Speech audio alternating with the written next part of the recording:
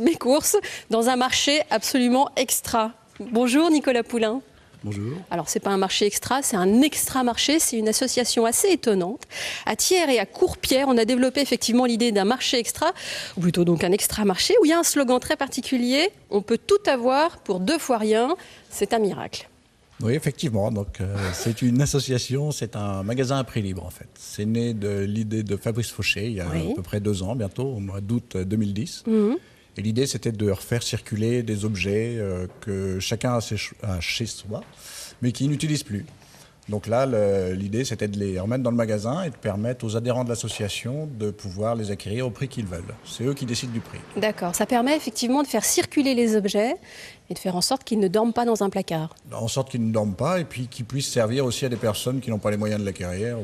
Voilà. Donc c'était de remettre en circulation tous ces biens matériels dont on ne sert plus. Donc c'est effectivement une démarche écologique au même titre que la fabrication du carton, sauf que vous ne fabriquez rien, vous faites juste circuler les affaires. Voilà, on fait circuler les affaires et puis alors du coup on en a profité pour en faire un lieu convivial aussi où les gens viennent discuter, boire un coup et en même temps, on a essayé d'organiser des services que les personnes pouvaient se rendre, donc par un CEL, donc un service d'échange local.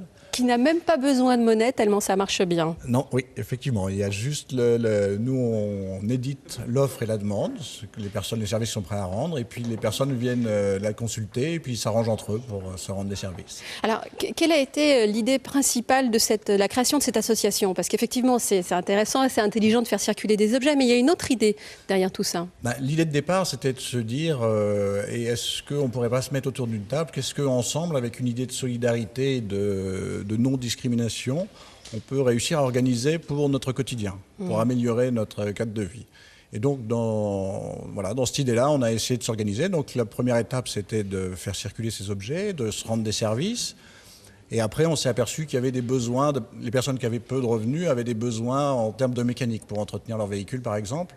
Donc on a eu, à ce moment-là, on a eu accès à un 2e lieu sur Courpierre, donc une partie des anciennes usines Teilleul, où là on a monté des ateliers participatifs. Alors on a équipé avec des outils et puis on a des adhérents qui ont quelques compétences en mécanique qui permettent donc aux adhérents de l'association de venir et d'avoir des conseils pour faire leur vidange, changer leur plaquette de frein ou même plus, de la mécanique un peu plus lourde. Et ça du coup à moindre coût.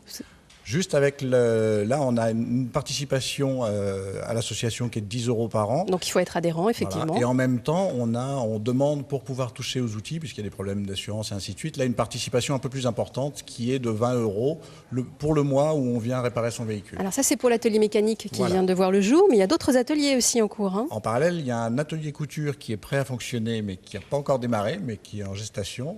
Et il y a aussi beaucoup de projets. Alors il y a un atelier informatique où on a récupéré des anciens ordinateurs d'usine et on les reconfigure avec des logiciels libres sous Linux et tout ça. Et les adhérents, pareil, peuvent venir et acquérir un ordinateur au prix qu'ils veulent aussi et comme ça avoir accès à Internet et ainsi de suite. Donc on a aussi dans les 2 lieux un accès Internet.